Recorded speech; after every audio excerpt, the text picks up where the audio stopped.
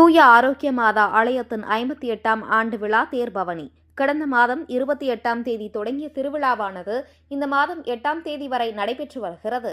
ஒவ்வொரு நாளும் அன்னைக்கு ஆராதனை, திருப்பள்ளி, தேர்பவனி என பிரம்மாண்டமாக நடைபெற்று வருகிறது. அதன் 9ஆம் நாள் திருவிழா இன்று ஆடம்பர கூட்டு திருப்பள்ளி மற்றும் தேர்பவனி நடைபெற்றது. தேர்பவனியானது ஆலய வளாகத்தில் இருந்து துவங்கி சுமார் 5 கிலோமீட்டர் தூரம் பவானியாக வலம் வந்தது. மேலும் ஆடம்பர தேர்பவனி வருகையில் வீதி எங்கும் பக்தர்கள் அன்னைக்கு மெழுகுவர்த்தி ஆராத்தி எடுத்து ஊதுவத்திகளும் மற்றும் மலர் மாலைகள் வைத்து வழிபட்டனர். இவ்விழாவில் சுமார் 1000க்கும் மேற்பட்ட பக்தர்கள் கலந்து கொண்டு தேர்பவனியை கூட்டு திருப்பள்ளியும் சிறப்பித்தனர்.